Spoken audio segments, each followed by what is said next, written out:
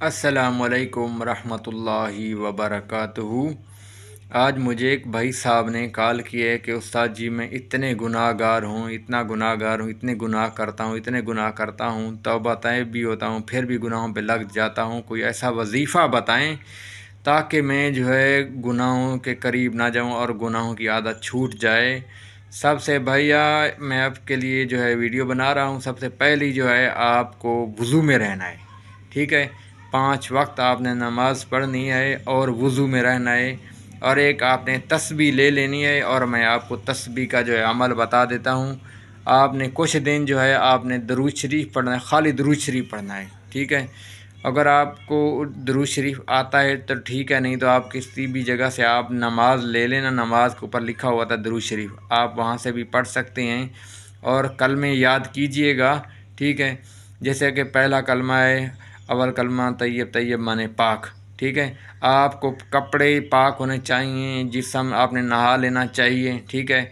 ला इलाहा इल्लल्लाह मुहम्मदुर रसूलुल्लाह। आप कुछ दिन इस कलमे को पढ़ते रहें, ठीक है।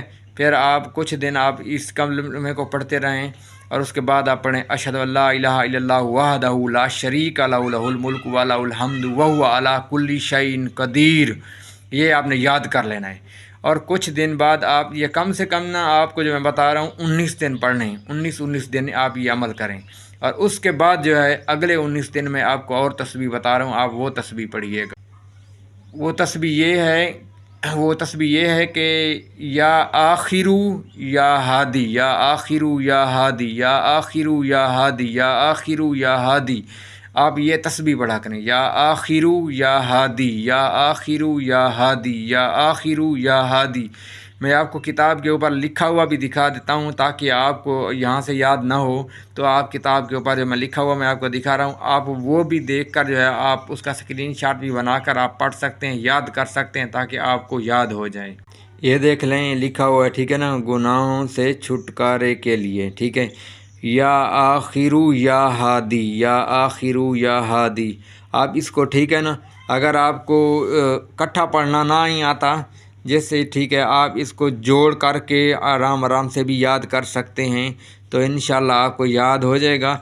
ये एक तस्बीह आपने जो है नमाज के जो है, जैसे नमाज़ पढ़ लें आप, एक तस्बीह आपने पढ़ के फिर आपने अपनी जगह से हिलना है, ठीक है, इंशाल्लाह। और अव्वल और आखिर तस्बीह जब पढ़ने लगें 3 मरतबा दरूद शरीफ पहले पढ़ लेना और 3 मरतबा बाद में पढ़ लेना है। और अपने हक़ के लिए भी दुआ मांगनी है इंशाल्लाह। बहुत ही ज़बरदस्त जो मैंने आपको बताया, इंशाल्लाह आप गुनाहों से आप जो है छुटकारा मिल जाए।